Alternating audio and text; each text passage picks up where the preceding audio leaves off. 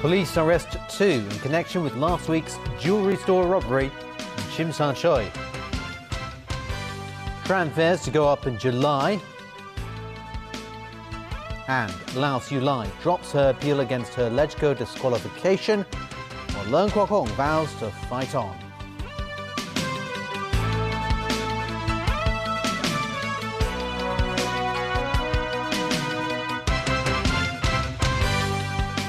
Hello, good evening. Police have arrested 2 men in connection with last week's multi-million-dollar robbery at a Tsim Sha Tsui jewellery store. All stolen items have been recovered, and one of the suspects was taken back to the area this afternoon for a crime scene reconstruction. Police took the suspect on a parade through Tsim Sha Tsui. The first stop, near the Star Ferry Pier, where the 60-year-old was dropped off last Wednesday. Chained around the waist and in handcuffs, officers took the man to the Harbour City shopping mall. Then the group headed to the jewellery store that reported losses of over $5 million when it was robbed. They stayed around 5 minutes there. According to the police, 2 robbers took away diamond items from the shop after wrenching open a display case. The robbers then fled the mall via Hai Phong Road and through Kowloon Park. Multiple officers traced and recorded the escape route. As for the second man police arrested in the last couple of days, officers only revealed he's a 55-year-old local resident involved in planning the robbery. At this moment, there's no indication whatsoever to suggest that there is a syndication involved or gang involved. There's no indication that there's an uprise or an increase in this type of crime. But of course, we will continue to step up patrol.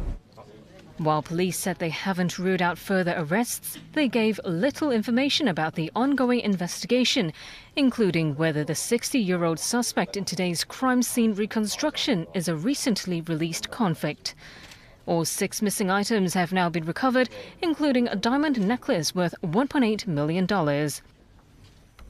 Tram passengers on Hong Kong Island will have to dig a little deeper into their pockets beginning on July 2nd. The Chief Executive in Council has given the green light to Hong Kong Tramways to raise tram fares by an average of 12.6%.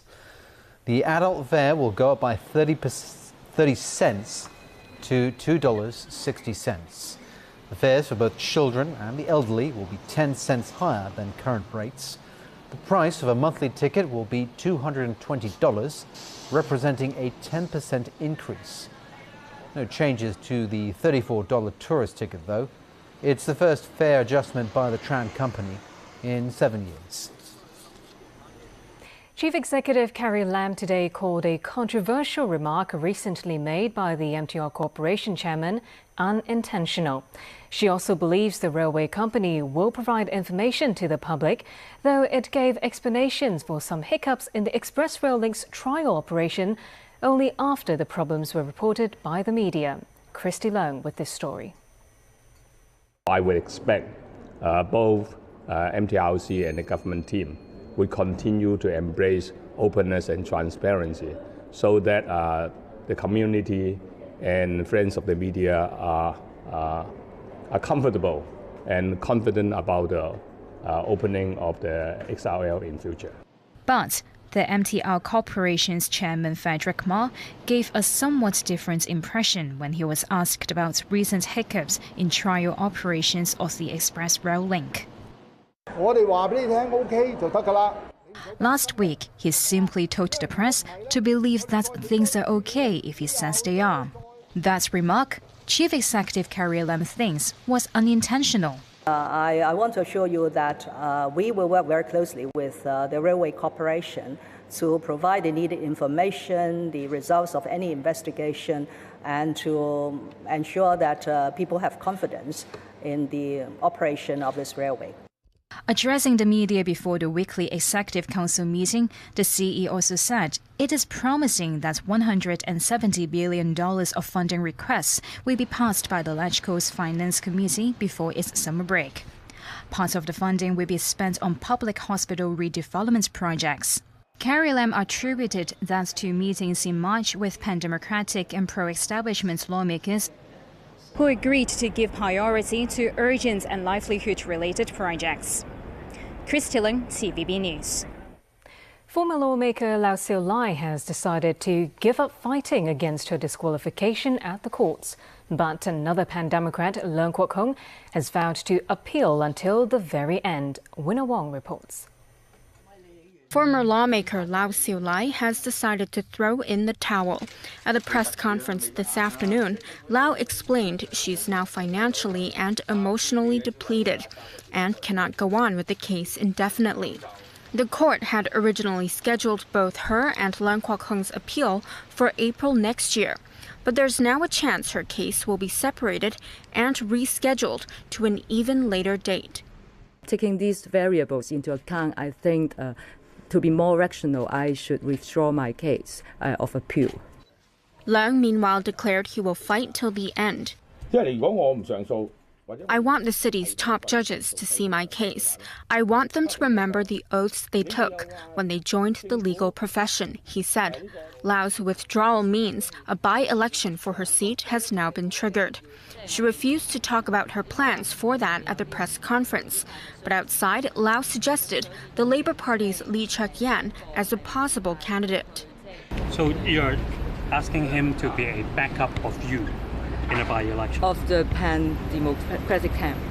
As a backup in the event that you are not allowed to run? I can just answer this. So is that a yes or a no?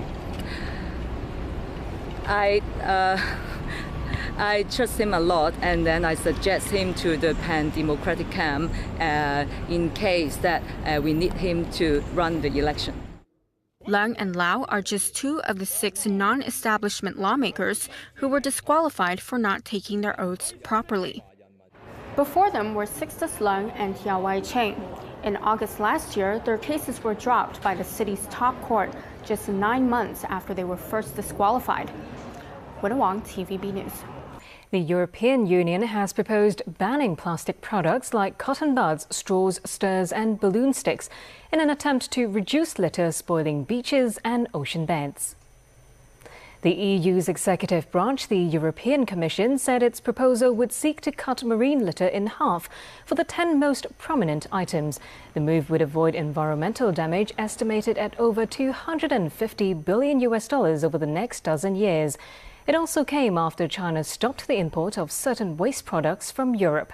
The Commission's first Vice President, Frans Timmermans, said the products themselves are not banned, but will be made with more environmentally friendly materials.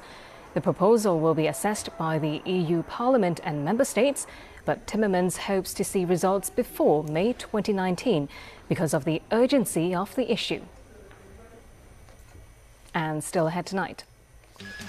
An African migrant who scales a Paris building to rescue a child to be given French citizenship.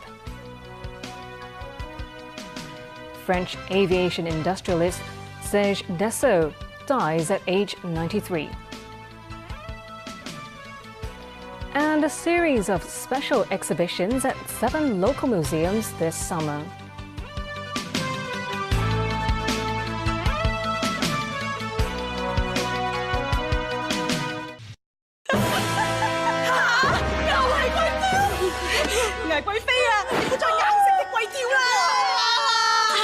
民間人人都用永安旅遊 App， 好多機票酒店揀，又可以自由組合，仲有底價保證添。買貴飛訂平飛郵共，簽名珍惜飛啦！用永安旅遊 App 就唔使捱貴飛啦。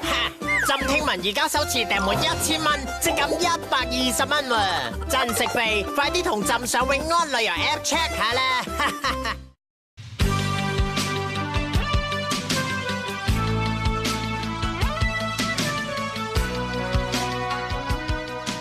！Welcome back to TVB News. French President Emmanuel Macron has hailed as a hero a migrant from Mali who climbed up the outside of an apartment building to save the life of a 4-year-old boy dangling from a balcony. The man will be rewarded for his bravery with the offer of French citizenship and a job as a firefighter. Alan Buckner reports. In video that instantly went viral, 22-year-old Mamadou Gassama, dubbed Spider-Man, climbed 5 stories, moving from balcony to balcony to try to reach the boy. He said he'd been across the street when he saw what was happening and didn't think twice about what he was doing. He said it wasn't until he had reached the boy and pulled him safely inside that he started trembling with fear. After seeing the video, French President Emmanuel Macron invited Gassama to his office for a meeting. Dressed in tattered blue jeans and a white shirt, the young man recounted what took place. After the meeting, Macron said the Malian's naturalization process would be initiated and he'll be offered a job with the fire department, where he can exercise the same heroism every day. Gassama said he has authorization to stay legally in Italy, which is where he landed in 2014 after more than a year in Libya and a trip across the Mediterranean Sea. He came to France illegally last September to join his older brother, who has lived in France for decades. Gassama currently lives in a migrant housing development where he sleeps on a floor mat with 4 others who sleep on bunk beds. The president of the housing development described Gassama as polite, respectful, and athletic. The father of the child who was rescued was detained for alleged parental neglect. Prosecutors say he left the child alone while he shopped, then lingered to play Pokemon Go. The mother's whereabouts were unclear. Alan Buckniat, TVB News. French aviation and arms industrialist billionaire Serge Dassault died in Paris yesterday at age 93. Dassault headed Dassault Aviation, which rebuilt Rafale warplanes from 1986 following his father's death until 2000. He was the president of honor since then. Dassault also became involved in the news business and conservative politics. He was a senator from 2004 to 2017. He also had a number of run-ins with the law. Last year, he was fined €2 million for money laundering and for failing to disclose the full extent of his wealth. A brief statement from his family said he died in his office from cardiac deficiency. Back locally, a franchise bus company director refused to install speed indicators on the vehicles to avoid arguments. That's as the Independent Review Committee on Franchised Bus Services heard from his suggestions today. Sharon Tang reports. The committee's chairman, Justice Michael Lun, and fellow members arrived at the government headquarters today. They were there for another hearing to discuss how franchised bus companies can improve bus safety following a deadly February bus crash in Taipo that killed 19 people.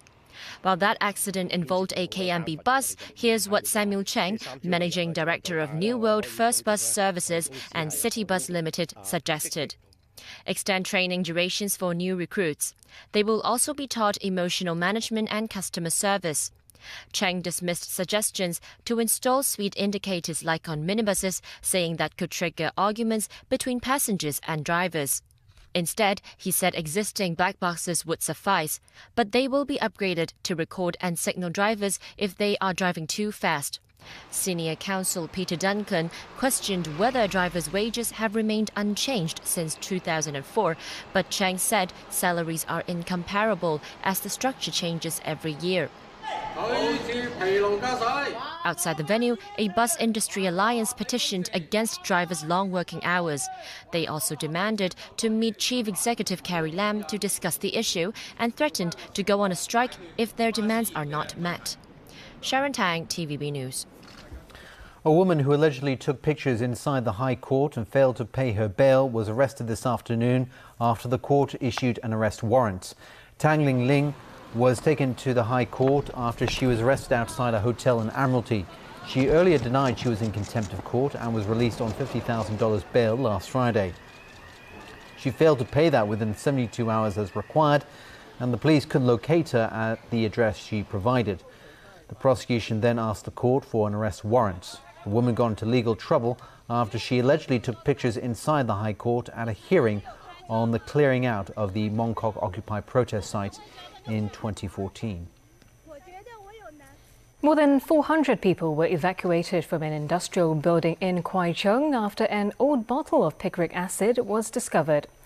The chemical was found in a fifth-floor office at Watson Centre.